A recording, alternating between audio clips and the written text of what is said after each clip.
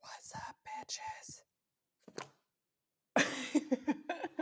What's up, my bitches? I didn't know you'd started. I know, you were just I'm sitting sitting over here there moving wiggling around. and I'm like, shut up. And all of a sudden I hear the music and I'm like, Oh. shit fire. Shit fire. Welcome back, guys. Welcome back to Miners of Mayhem. And I just hit the mic. Sorry about that. We're a true crime podcast where miners become murderers. To our returning listeners, thank you so much for your continued support. We love you, bitches. We love you, bitches. If you're new here to our podcast, welcome, and we hope you become returning bitches. I mean, listeners, my bad. Our podcast focuses on the heinous crimes that these minors commit, but we're not forgetting that with each crime, there are victims and or victims' families, and our hearts go out to them and what they have to endure. But we do focus on the murders. Yep. We're not trying to rise them up or anything like that. It's just we are infatuated with why they do the things they do. Yep. I agree. I want to dig into their But brains. we always start by saying, like, we do understand that families that are the victims, our hearts will forever go out to them. Yes. No matter what. Absolutely. Absolutely. Do you got any true crime news? Well, by God, I do. Oh, boy. You should have a Anything drink, though. We should. good? This is bad, true night. Yeah. Oh, You better have a drink. really bad? You like fire? I like to start fires. In my wood-burning stove, that is. Oh. So, in true crime news, I have, in Pennsylvania, a 68-year-old woman has been convicted of fatally setting her husband on fire. And since last time you were mad at me because I left you hanging, I kind of dug a little deeper for you. So you can thank me now. Thank you. Apparently, while the husband was relaxing on the back patio, she snuck up behind him and started his chair on fire. The fire quickly spread to his clothing, and although he attempted to get out of his fiery clothing, his attempts failed and the fire engulfed him, and he died from thermal burns to his body. The wife stood and watched as her husband burned alive, calling out to her for help. For more information on this, you can go to truecrimedaily.com. He was literally screaming for help from his wife, who started it. Yeah. Was there marital problems? Was there a motive? Apparently, there was a lot of friction between the two of them over financial problems with a business. They must have been in business together, and there was some financial burdens, and apparently that caused a lot of strife. Okay, you work it out as adults. You don't start the man on fire. At 68 years old, yeah, God, you should know better. Know better. Exactly. That's where, yeah, exactly. Holy shite. Bugger. A bugger is something, right? Oh, wow. Yeah. And it's so weird because, like, you always ask the elderly couples or, like, who've been married a long time, what's the key? Yeah.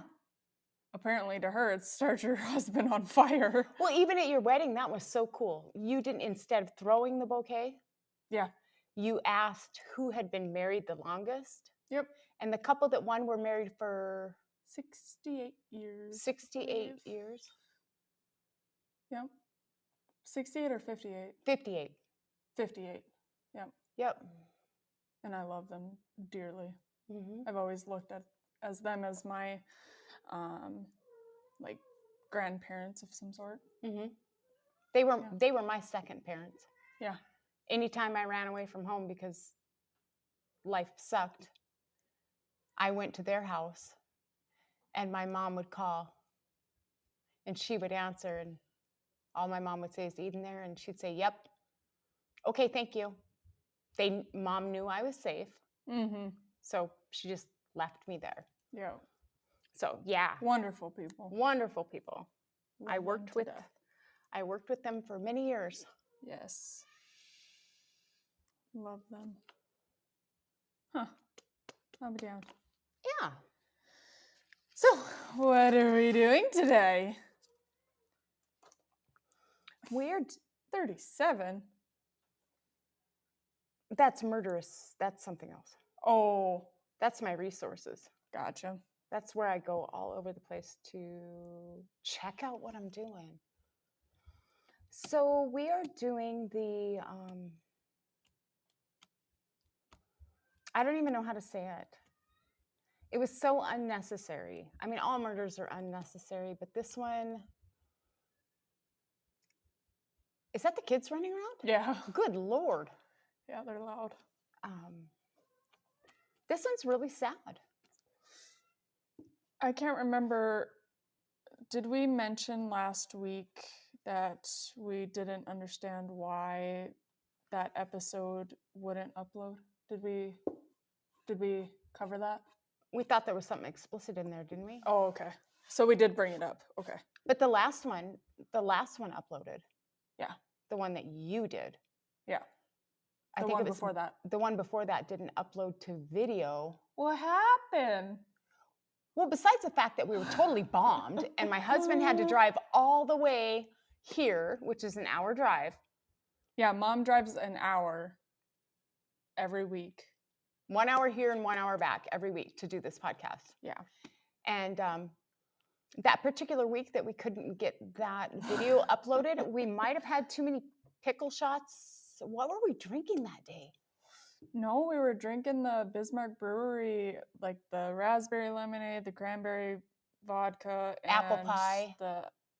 No, it wasn't apple pie that time. It was the raspberry lemonade ones. Those three.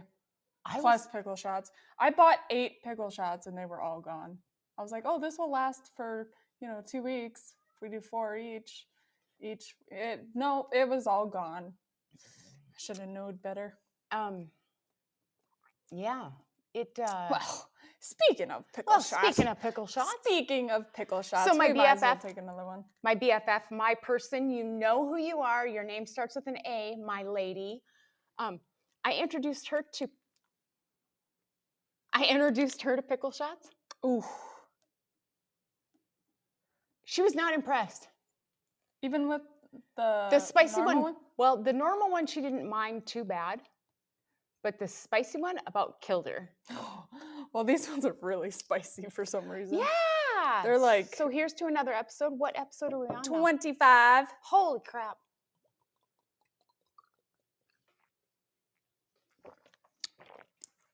Whew. So today, you guys, I don't know if you can see those of you who watch our drinks.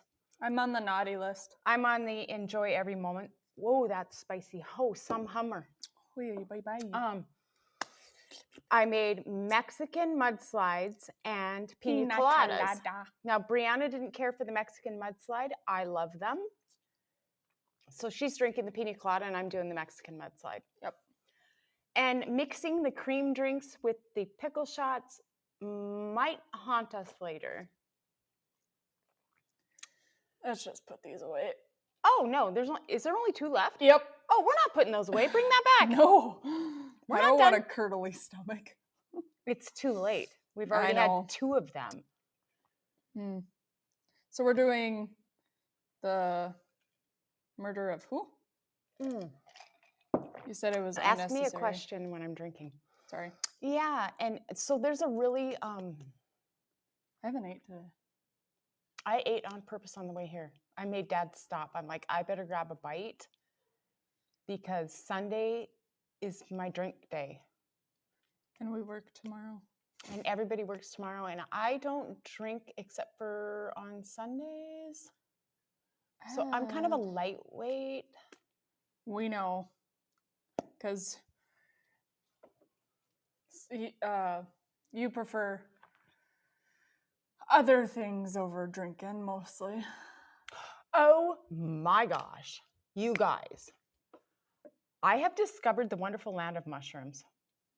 Not the actual plant per se, the Synthetic? hallucinogen one. Yeah. Not This- not the You aphrodisiac. can actually buy these mushrooms in store. So Yes. So chill. yeah, not illegal. No. Not illegal. You can go right up to any smoke shop and buy this. I Yep. buy them in the gummies, and I have recently discovered. Well, there's two things that I've discovered. Number one, you do not go on a shopping app whenever you're mushroomed out. That's not cool because I end up buying crap that I'm questioning. I'm questioning that. Who buys a solar charger for your cell phone? It beats me. I mean, I'm sure I had a logical explanation for it at that time, Right. but the sober unmushroomed me has no freaking clue. So, and not only that, mushrooms still give you the munchies. Really? Yes. Huh. So if I don't fall asleep before the munchies hit, I have eaten things that my diabetic body should not be eating. Oh And my I think I God. have gained 5 pounds in the last month Jesus. because Oreo ice cream cookies are really good in the middle of the night, about midnight when the munchies hit. And diabetic me should not be having those. Oh, did you hear that? Did you I guys seen hear it. that? I Well- seen it. How'd you see it? I was watching. They just ran up and hit the door. You can see the door. Yeah. What, through the pickup window? Yeah. So anyway, I am not going to. I'll ream your ass later. you know why because I'll tell you guys why she's going to ream me. One day she came to my house, I was having troubles with Leland. my 2-year-old at the Yeah. time. He was 2 at the time, I think. Or was he 1? I don't know, 1 or 2, something like that. Something like baby, little. I was on tiny. I apparently wasn't very coherent. I don't know. What was it from your point of view? I was screaming at you, saying, I can't do this right now. I need help. And you just kind of laid there and you'd come up, oh, well, what do you want me to do? I'm like, help me. And then you were out again and I just threw my hands up and I dealt with it on my own. Come to find out.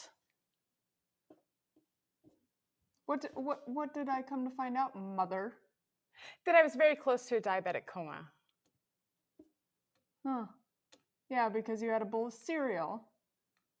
A very Lucky Charms? Peanut butter crunch. Peanut butter- I love peanut butter crunch and it's not on my diet. If you're watching this, I'm not laughing. I am laughing. It's not funny. So apparently, I mean, instead of checking on her mom's medical condition, she instantly got mad at me instead. I don't think we knew you were diabetic at the time. Oh, was that it? I can't remember.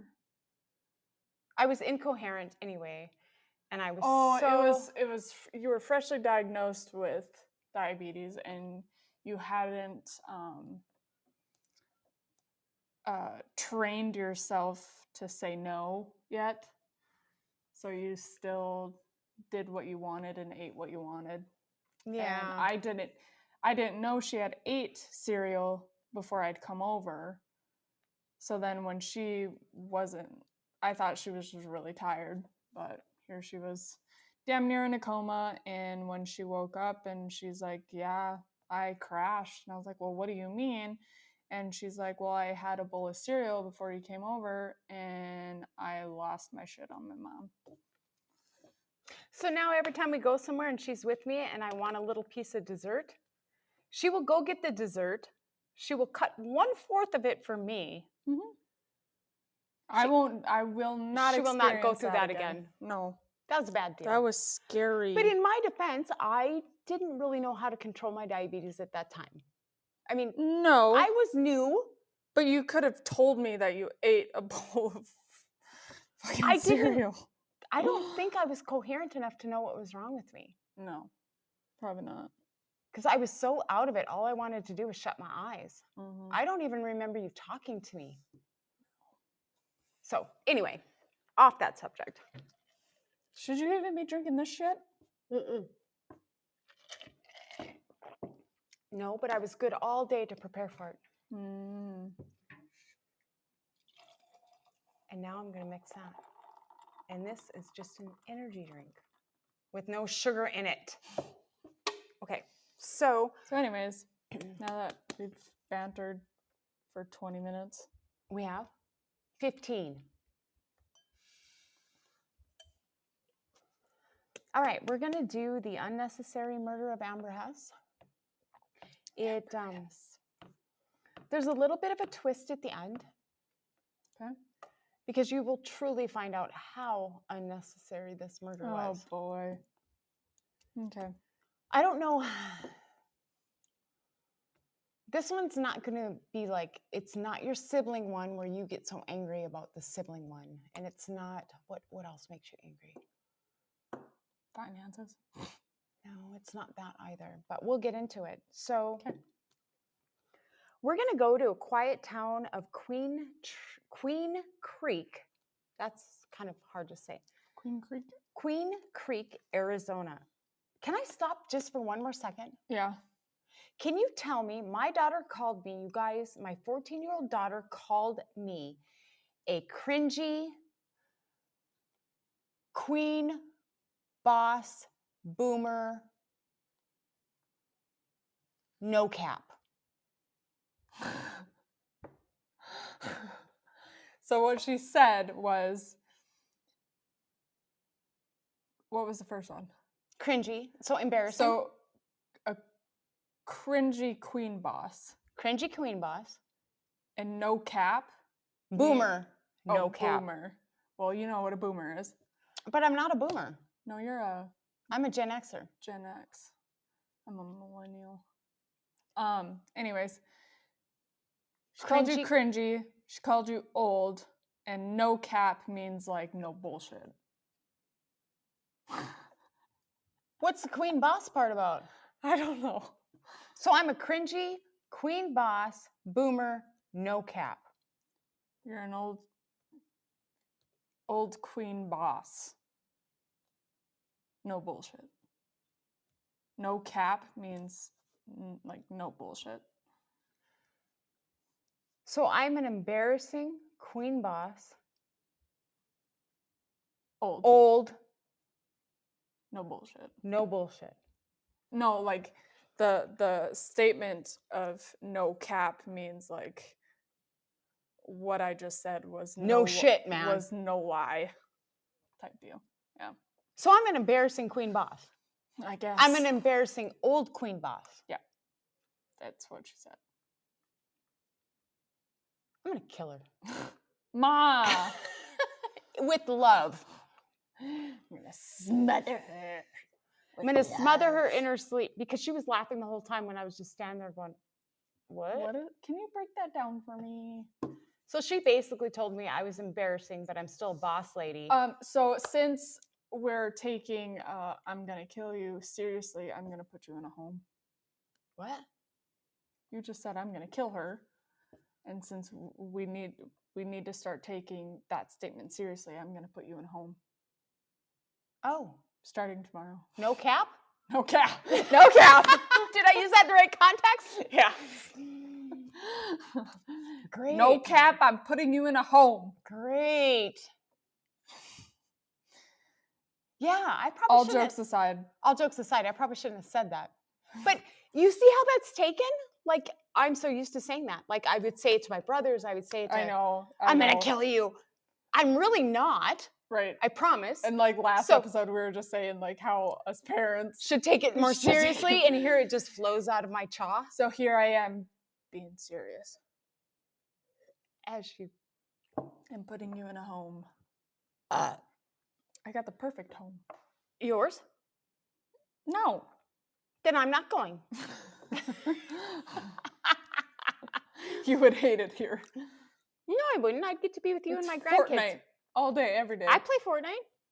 I may be cringy and I may be Ooh, old, but I play Fortnite. We should play duos. No, we should play prop hunt. No, I want you to play duos. 1v1? 2v2. No. I don't know what duos is. I've never played it. Duos in zero build. So we're on a team, so we wouldn't be killing each other. Oh! And then we fight all of the other teams. Oh, zero build. Okay, I've done that. 50 other teams. I've done that. Yeah. I ended up 2nd and 10th. But you want to know what my trick is? Run. No. Hide. Yes. I literally go find a gun, and then That's all you find is one gun? That's all I need. I go find one gun, and I find a place to freaking hide until I'm down to hardly any players left because they can't find me. I'm a camper. Because, dude, I just started playing Fortnite, and my children are throwing me into crap that I am not experienced enough to be in.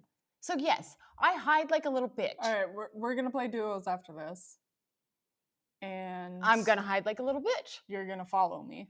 Nope. We're going to go face danger in the face. I'm going to die. I'll revive you. You'll be all right. Last time somebody tried to revive me, Nova drowned us both. How? We were in a storm. Oh, she was trying to get us out of the storm. Yeah. She was trying to carry my dead body out of the storm. Well, I'm not gonna. We died. I stay away from the storms. I tried to, but I got caught in it. I was between fire and storm. People shooting at me. Yeah. We're gonna play duos after this. It's gonna be fun. But I'm a cringy queen boss boomer, no cap. So I'm too old. Have to say no. I'm too old to play Fortnite. Basically, is what my daughter is telling me, right? No cap. You guys are crazy. So we're gonna go. Anyways, let's get back on track. Oh, this is what happens when we go. Just like start drinking before we start recording. We always go off on rants. Okay, well, I'll tell you what. Let's do the last one. Fudge. Let's do the last one, and then we'll stomach's get already curdling. Serious about it. Give it a little tip. Tippy tip. Got to shake that dill pickle up. No. Hush now. I didn't say anything. You didn't have to. I read your face. Here's to episode 25 and no more bantering and getting into it. No cap. No cap. Cringy boomer shit.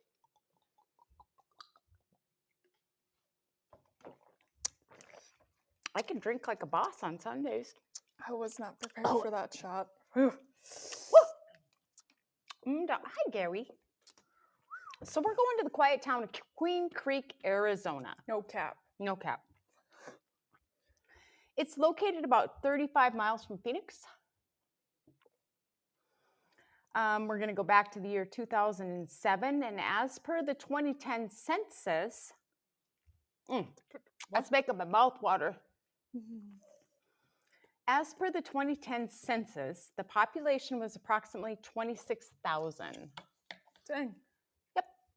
So the happenings in 2007 included Apple releasing the first iPhone.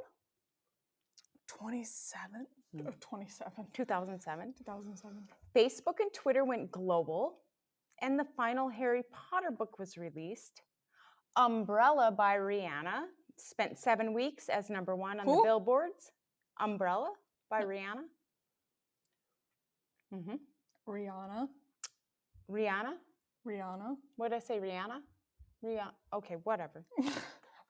Boomer. I am not a boomer. I'm a Gen Xer. 3-year-old Madeleine McCann went missing while on vacation with her parents in Portugal. Do you remember that? The Madeleine McCann story? Yeah. The Mississippi River Bridge collapsed during rush hour traffic, killing 13 and injuring 145. Jesus. And in 2007, the fashion trends, we had chunky highlights. Mm-hmm. It screams Kelly Clarkson. And I love Kelly Clarkson, but that's... Wide belts, Crocs. Mm-hmm. In 2007? Yep. What? Side bangs, which I still wear. Ugg boots, which I still have Ugg boots. True. It's all about Ugg slippers now. Oh, I Like got the Ariat. slip-on. I got Ariat slippers. True Religion jeans, which I don't know what those are. True Religion. True Religion. Let me I Google remember it. Rock Revival, Silvers, Miss Me's, but I don't know what True Religions are. True. And thin eyebrows. Thin eyebrows. Now, that would be my overpluck problem and why I can't grow eyebrows now. Oh, yeah. Let me see. True Religion. Well, they're kind of like the Miss Me's and the Rocks and the They kind of remind me of rock revivals. Rocks. Yep, they look like rocks. Rock and silver mix, honestly. Yeah. Big Star too. Those kind of got the Big Star vibe. Yeah. Interesting. Yeah. I never heard of them though. Neither. So Todd Hoke was born June 21st, 1991. So he's a year older than you. No, 2 years older than you. Because you were 93, baby. He was born in Montclair, California. 2 years, 2 months. Yep. At the age of 14, Todd's parents split up and he and his mom moved to Queen Creek, Arizona. Due to addiction issues, Todd's grandmother was actually his legal guardian. Mom had drug problems. Money was tight and they didn't have much for extras. So, very lean on the money. Through mutual, are you okay? I'm hot. You having a hot flash? Excuse me. Through mutual friends at school, Todd met Amber Hess. And they just kind of clicked. When you meet that person and you have that instant. Yeah. They clicked and they became best friends. Best friends. I know what you're talking about because, like, since me and my hubby been together, I have clicked so fast with his friends' wives. Yeah. It's just like me and my husband are literally, it's going to sound cringy, but he's my soulmate. We just click. And, like, their friends' wives or his friends' wives, you just clicked automatically. It's awesome. I like your husband's friends' wives. They're awesome.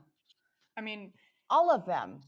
Me and one of my besties, we just bought the same exact vehicle on the same exact day in different states. In different states, but like we never talked about it to each other. We never did anything. We were even looking at the same exact vehicle in the same town in Colorado.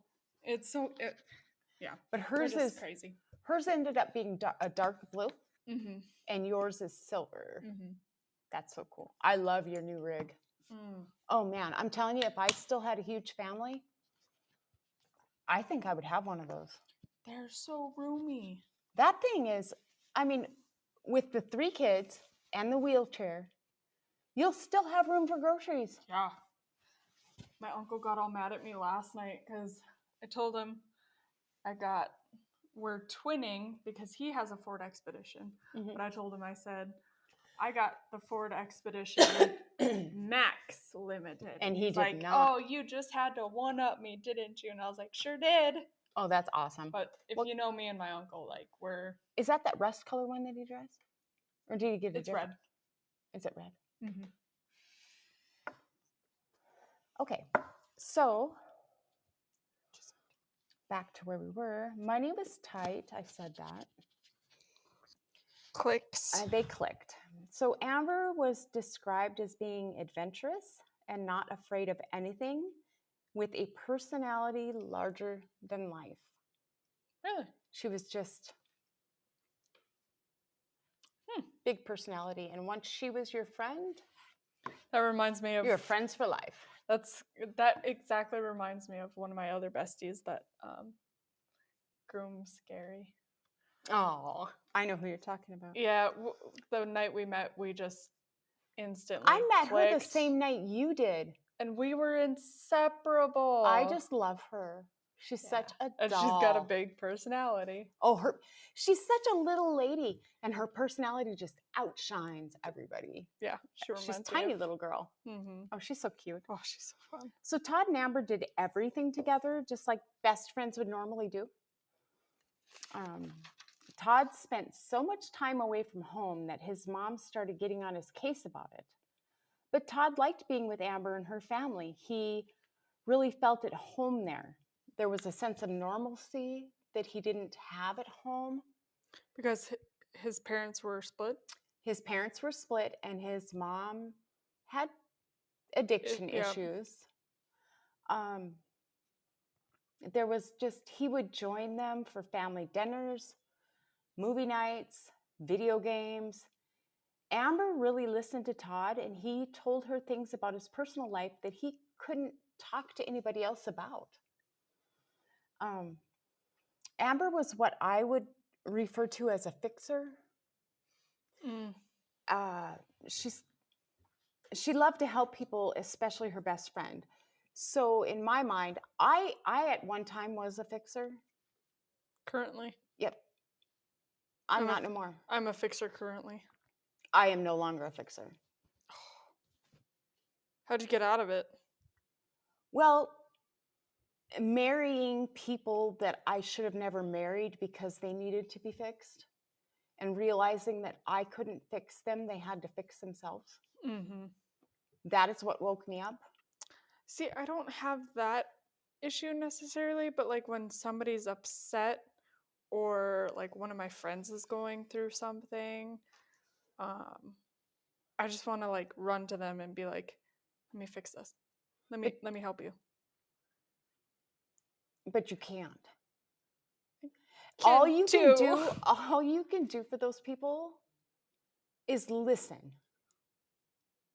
Honestly, all you can do is be an ear and a shoulder. I can fix it. You can't. They have to fix their own problems. What if it's not them that's the issue? It's the other person's. You can't fix that either, because that person has to take responsibility for their actions. So sorry. You need to release that and get rid of it. The only Maybe in a couple person years. that you can fix is yourself. You are not responsible to fix anybody else, and nor do you have the ability to fix anybody else. You can influence them, you can give them advice, but what they do with that is on them. That's their business. Yeah. So, Brianna, I'm going to need you to step out of that fixer role, because it's not. I'll get there. I'll get there. You have to get there. It's no good. You planted seeds. Did I plant seeds? It'll get there. Because I used to be a fixer. You must have got that from your mother, because not only do you look like me, you basically are me. Well, I feel like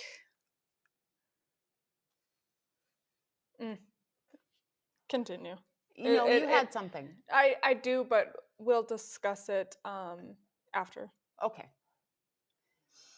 So when Amber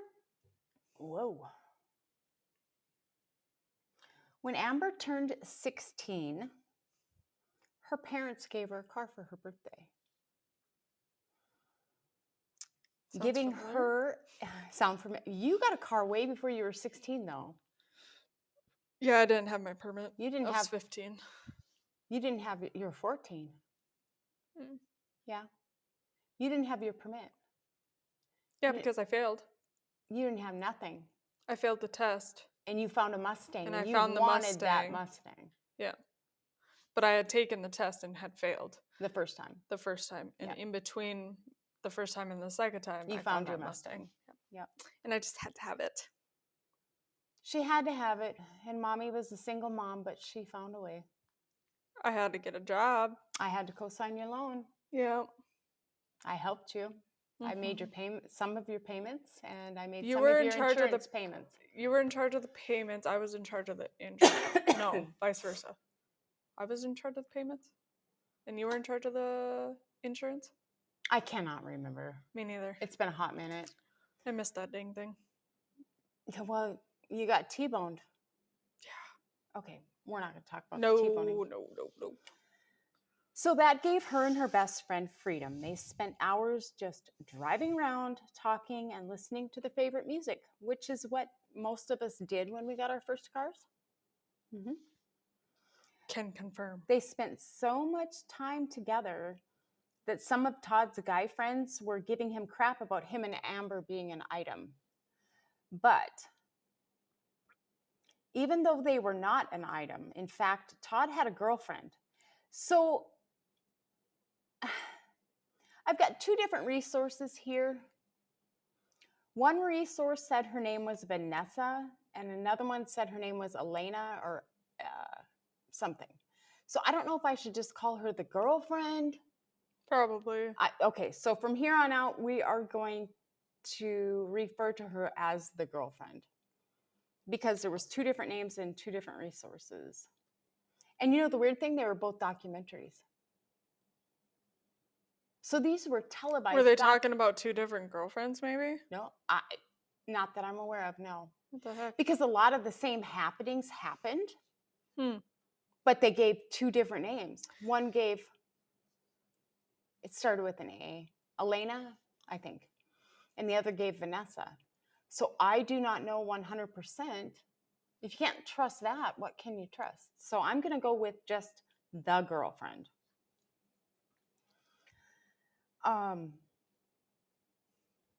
Unfortunately, the girlfriend wasn't really happy with Todd and Amber's friendship. She felt that Todd spent more time with Amber than he did with her. The girlfriend and Amber were having serious conflicts in school. The girlfriend demanded that Amber stay away from Todd. But Amber wasn't going to bow down to the girlfriend's demands. Her and Todd were just friends, and Amber didn't care what the girlfriend said or what she thought. This was just the beginning. I can only assume that Todd felt like he was being pulled in two different directions, and this was driving a wedge in Todd and Amber's friendship, and they started drifting apart from one another. One day, Todd called Amber and asked her to meet him at the park to hang out with him and some friends from school. While at the park, Todd and Amber started roughhousing, but Todd took it a little too far by putting Amber in a chokehold to the point that she couldn't breathe. The more the others laughed, the more he kept Amber in the hold, and she was finally able to gasp out that she couldn't breathe, and Todd finally released his hold from her neck. Well, one could only imagine how pissed Amber was. She went home, and of course, her mom could see how upset she was, and she had asked what happened. And when Amber relayed the event, her mom immediately put a stop to Amber being around Todd. She's like, that's enough. You don't need that. I agree. Okay. So Todd and Amber stayed apart for weeks. But Todd couldn't stand it any longer, and he showed up at Amber's house to apologize and fix things. The family and Amber accepted his apology, and he was welcomed back into their home. You have that look. Mm-mm. I don't like that. You choke my kid to the point of she's gasping for air, saying I can't breathe. You ain't welcome back. They forgave. I understand forgiving, but that doesn't mean you have to let him back into your house. Unfortunately, that is exactly what they did. So Amber laid out her feelings to Todd this time around. She wanted to be more than friends, and Todd needed to choose between her and his girlfriend. I understand. Okay. I understand they've had this close relationship for so long. But the dude choked you out. The heart wants what the heart wants. And she's 16 and dumb. Go back to when you were that age. I don't want to. No thanks. I'm good. Okay. But damn. See, I'm a fixer. I want to go back and be like, listen here. You can't, though. Todd chose Amber, and their friendship became a relationship. So Amber thought. Keep that in your mind. Oh, Okay. God. Amber was over the moon. She jumped in head first. She bought him Can I new. guess what happens? Absolutely. Did Todd get a rush from choking her out so bad? So him and his girlfriend come up with a plan and then kills Amber? Or does she kill Amber? Does the girlfriend kill Amber? Does the boyfriend kill You're totally off track. Amber? Okay. Okay. It hit my mind for just a split second. So I was like, wait. So Amber was over the moon. She jumped in head first. She bought him new jeans. So obviously she's a giver too. Not only is she a fixer, she's a giver. She wants to give, give, give, give, give. I'm a giver. I'm a giver. Same. It makes me so happy to buy other people's stuff. It fills my heart to give. Yeah.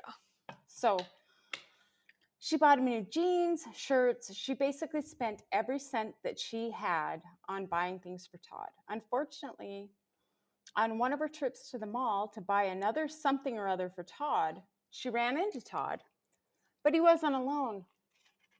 He was with the girlfriend? He was with the girlfriend. So he was dating both of them. Apparently, Todd was playing both of the girls.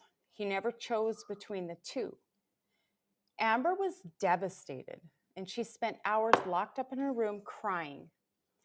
Then something clicked, and she decided she wasn't going to just give up. She was going to fight for her relationship with Todd. Amber wanted to talk to Todd, and she called him constantly, trying to reach him. She had to tell him something important. When Amber couldn't reach Todd by phone, she started driving by his house, honking the horn, playing loud music, kind of almost pushing the stalker mode. Mm-hmm. As But this, she couldn't get a hold of him. right. And as this behavior continued, Todd became more and more angry. Oh, so he was ignoring her. Yes. Oh. After she had thrown rocks at his window to try to get Todd to talk to her, he'd finally had enough and he returned her call telling her to leave him the F alone. After all of her efforts fail, but Amber really needed to talk to him, you see, she was pregnant. Oh, shite.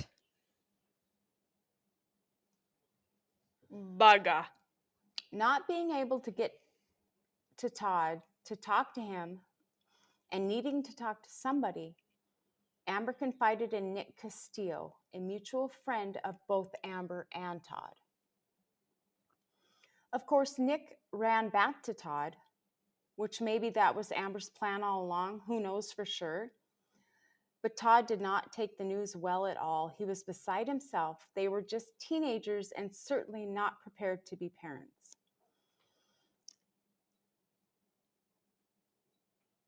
Amber's parents had planned a weekend trip to Mexico and they wanted Amber to go with, but she didn't want to go.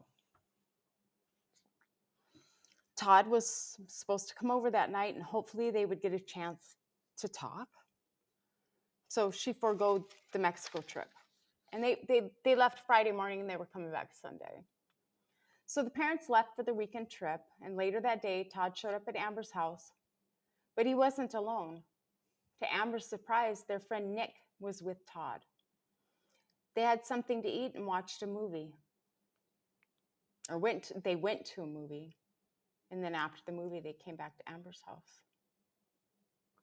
We're going to skip to June 23rd, Sunday. Amber's parents returned home after their weekend in Mexico, and they walked into their home to find a horrific scene straight out of a horror movie.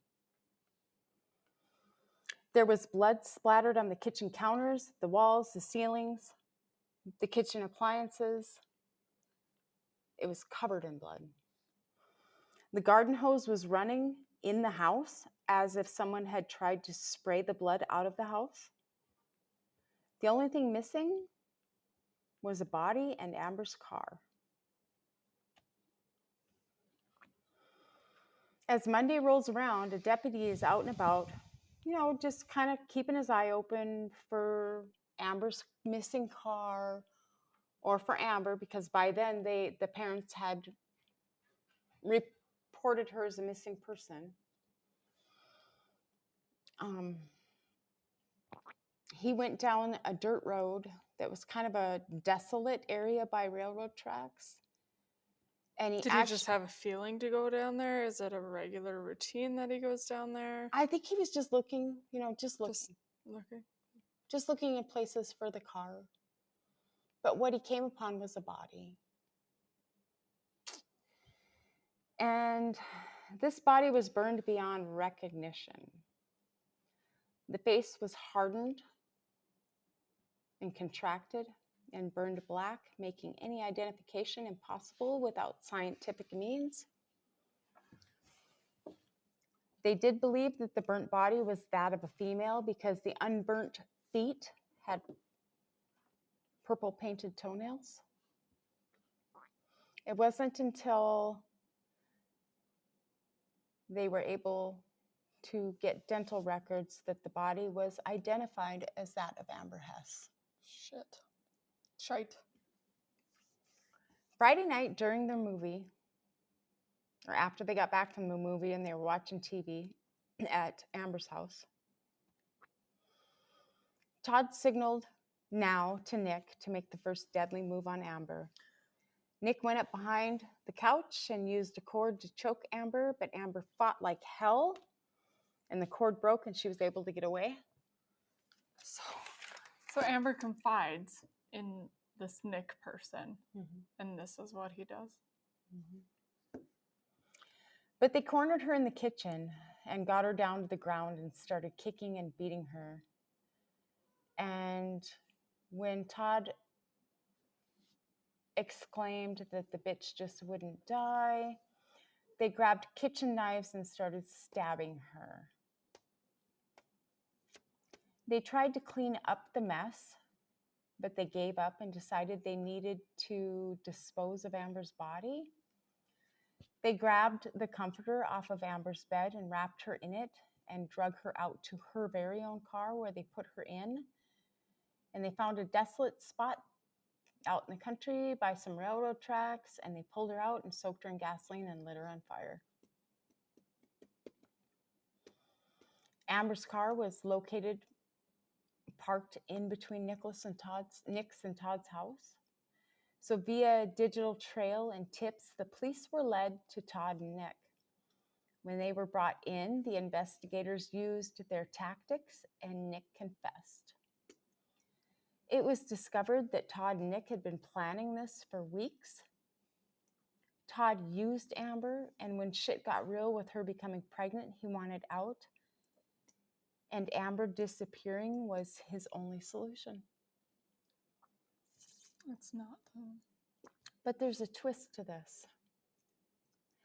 The reason Amber wanted Todd to come over that night, that fateful, gory, awful night, was so she could tell him that he wasn't going to be a dad. She had miscarried 2 days prior, but she wasn't given that opportunity to tell him. Autopsy results revealed that Amber had been stabbed in her neck, back, and chest, and actually severed her aorta. Results showed that she had indeed miscarried about 2 days prior to her murder, and upon DNA testing, Todd was found to be the father of the miscarried baby. Both Todd and Nick were charged as adults. Nick was charged with second-degree murder and concealment of a body and was sentenced to 24 years in prison. Todd pled guilty to first-degree murder and was sentenced to life in prison. In 2013, at the age of 22, Todd was found dead in his prison cell from apparent suicide. A note was found and it said he was sorry for what he had done and he felt that he needed to go and be with the one that he hurt most. Sorry, but you ain't going there to be with her. You're not. I ain't the judge. That's in but. God's hand. But there's your case. So Todd Mhm. and what was the friend's name? Nick. Nick. Todd and Nick. Amber confided in Nick. Yep. Because she couldn't get a hold of Todd Yep. to tell her that she was pregnant. Mhm. And I'm assuming she had tried to get a hold of him for days. She had In that days and days and days, meantime- all the way to driving around and becoming kind of a stalker. In the meantime, she had miscarried. Yep. But she confided in Nick, telling her that she was pregnant. And then she miscarried. And then she miscarried. Couldn't get a hold of And either then one. Todd was supposed to spend that Friday evening with her, and that's when she was going to tell him that he wasn't going to be a dad, that he was off the hook. But he showed up with Nick, so they never had any private time. And then the next thing you know, I'm not trying to victim shame or anything, but why couldn't she tell Nick that she had miscarried when she was the one that told Nick that she was pregnant? I'm not sure. I'm not victim shaming, but like that's where Right. that's where I my understand question mark. exactly what you're saying, but maybe that was so personal and so hurtful that that maybe she just wanted to share it with him and not with, that's that's a sensitive subject. it is. So maybe she wasn't comfortable. She wanted to share it with just Todd. That'd make complete sense. Miscarriages are rough. I've never had one, so I cannot. I've never had one either. And I've never really known anybody to have one either. Me neither. So I know of people, but when I don't know, when some of my closest friends have gone through that, I am such an empath. Oh yeah. That I ran to my husband. I was like, I don't know what to do with these emotions. Like all I could do was just cry and cry and cry and cry. Like I experienced it myself, which I haven't, but I could feel it.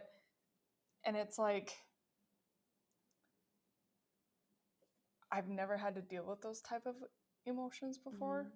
So being what I felt as an empath, what they went through, I couldn't imagine how bad it must feel actually going through that. No, me neither. I'm an empath also, and I could not. That has to be so heavy. I could not.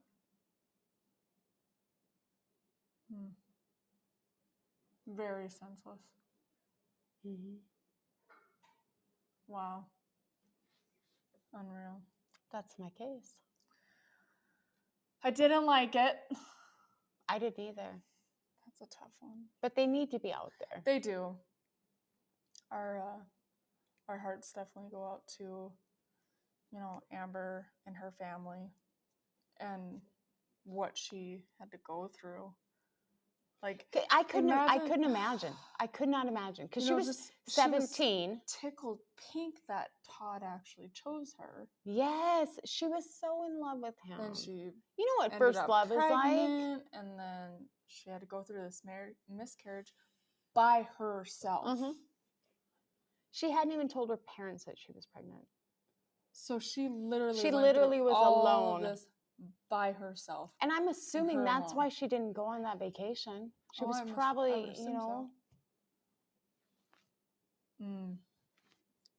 so senseless. I didn't like that one. That was tough. I didn't either. Well, but there it is. Until next time. No. Oh. So if you enjoyed our podcast, please leave us a rate and review. It helps other like-minded crime lovers find us. If you'd like to contact us, you can do so. I don't have my glasses on.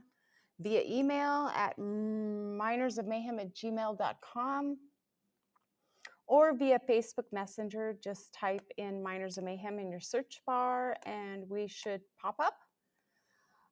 If you prefer to watch the episode on video, you can do so on our YouTube channel, which is youtube.com/Miners of Mayhem. In the meantime, please refrain from being pond scum. Life is too short. And keep your happy asses safe out there. We love you. Bye. Bye.